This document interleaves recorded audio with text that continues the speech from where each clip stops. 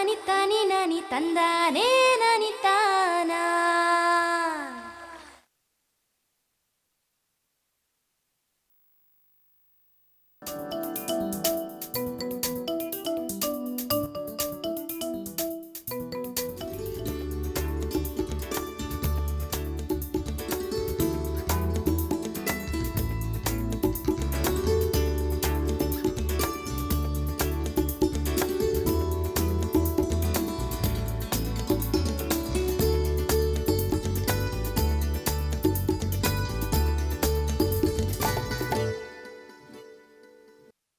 ನಮಸ್ಕಾರ ರೈತ ಬಾಂಧವರೇ, ಕೃಷಿ ದರ್ಶನದ ಕೃಷಿ ವಾರ್ತೆಗೆ ತಮಗೆಲ್ಲರಿಗೂ ಹಾರ್ದಿಕ ಸ್ವಾಗತ.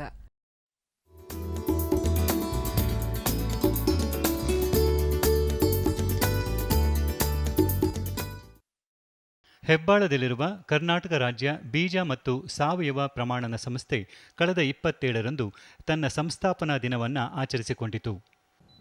ಈ ಸಂದರ್ಭದಲ್ಲಿ ಬೀಜ ಮತ್ತು ಸಾವಯವ ಪ್ರಮಾಣೀಕರಣ ಕುರಿತಂತೆ ಕಾರ್ಯಾಗಾರವನ್ನು ಸಹ ಆಯೋಜಿಸಲಾಗಿತ್ತು.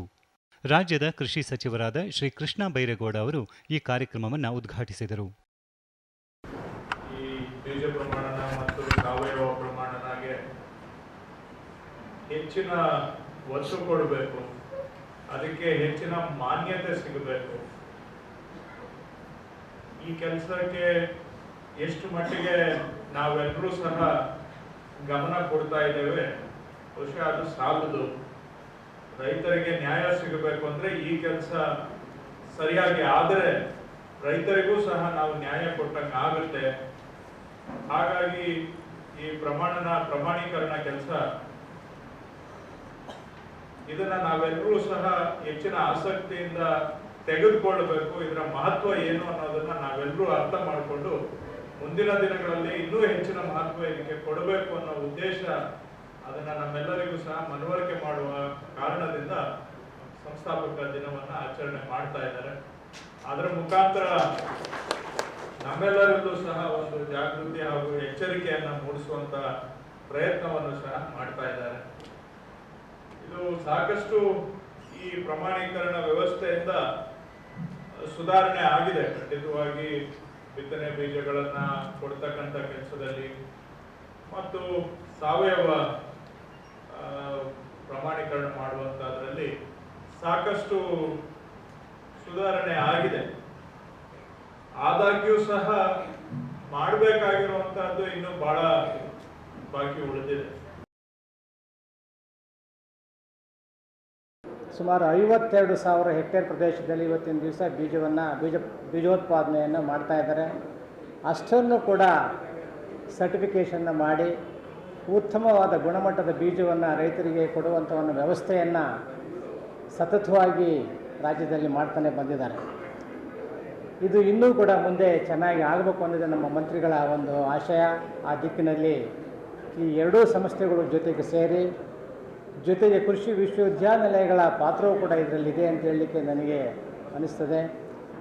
ಈಗ ಸೆಲ್ಫ್ ಪಾಲಿನೇಟೆಡ್ ಕ್ರಾಪ್ಸ್ಗೆ ನಾವು ಪ್ರತಿ ವರ್ಷವೂ ಕೂಡ ಸೀಡ್ ರಿಪ್ಲೇಸ್ಮೆಂಟ್ ನಾವೇ ಕೂಡ ಅವಶ್ಯಕತೆ ಇಲ್ಲ ಅನ್ನೋ ನನ್ನ ಭಾವನೆ.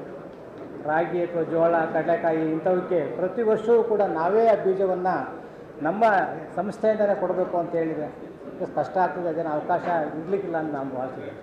ಅಟ್ಲೀಸ್ಟ್ ಒಂದು 2 ಅಥವಾ 3 ವರ್ಷಗಳ ಕಾಲ ಒಮ್ಮೆ ನೀವು ಸೀಡನ್ನು ಕೊಟ್ಟರೆ ಅದೇ ಬೀಜವನ್ನು ರೈತರು ಯಾತಕ್ಕೆ ಉಪಯೋಗ ಮಾಡಬಾರ್ದು? ಬೀಜ ಮತ್ತು ಸಾವಯವ ಪ್ರಮಾಣೀಕರಣ ಕ್ಷೇತ್ರದಲ್ಲಿ ಗಣನೀಯ ಸೇವೆ ಸಲ್ಲಿಸಿದ ವಿಜ್ಞಾನಿಗಳು ಹಾಗೂ ಅಧಿಕಾರಿಗಳನ್ನು ಈ ಸಮಯದಲ್ಲಿ ಸನ್ಮಾನಿಸಲಾಯಿತು.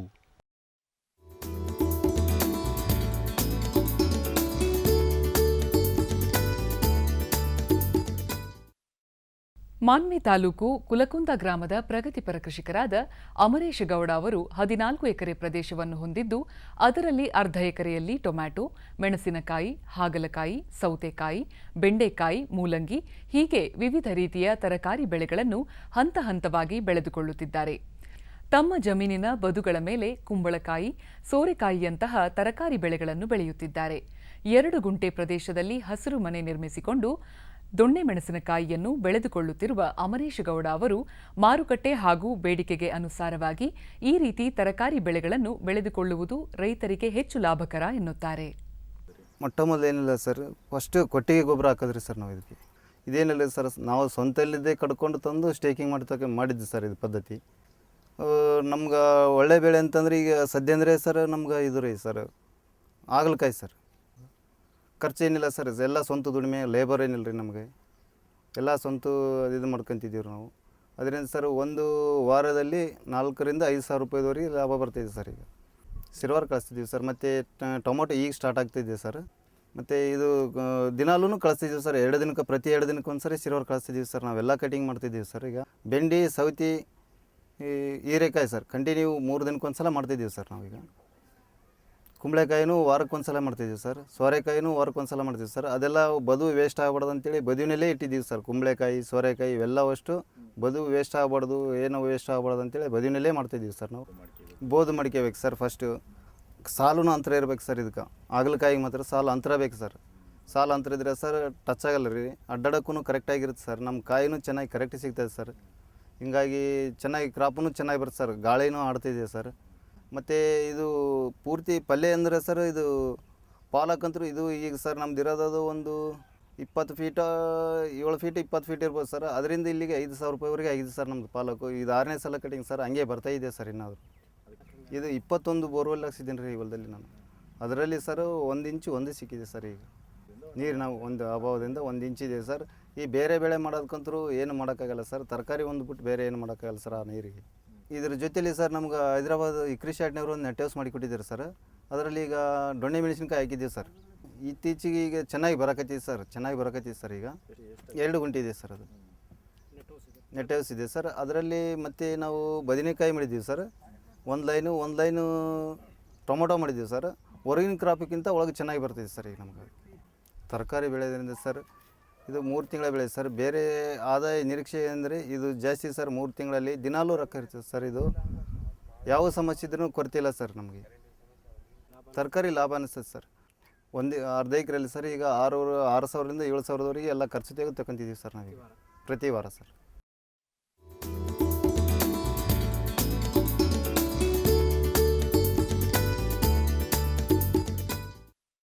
ಎರಡು 2016-17ನೇ ಸಾಲಿಗೆ ಕೇಂದ್ರ ಸರ್ಕಾರ ಮುಂಗಾರಿನ ವಿವಿಧ ಬೆಳೆಗಳಿಗೆ ಪ್ರಕಟಿಸಿರುವ ಬೆಂಬಲ ಬೆಲೆಗಳು ಹೀಗಿವೆ.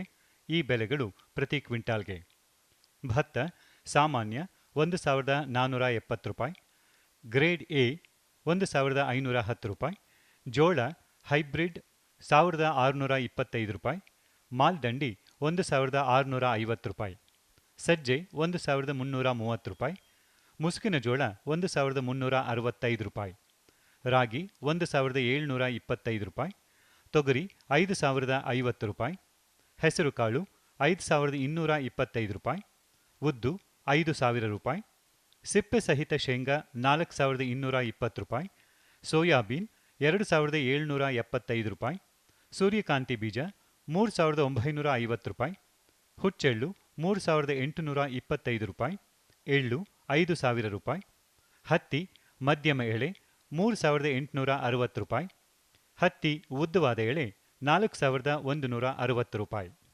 ರೈತ ಬಾಂಧವರೇ, ಪ್ರತಿದಿನ ಸೋಮವಾರದಿಂದ ಶುಕ್ರವಾರದವರೆಗೆ ಸಂಜೆ 5 ಗಂಟೆ 30 ನಿಮಿಷಕ್ಕೆ ಕೃಷಿ ವಾರ್ತೆ. ಇನ್ನು ಮುಂದೆ ಕೃಷಿ ದರ್ಶನ ಮುಂದುವರಿಯುವುದು.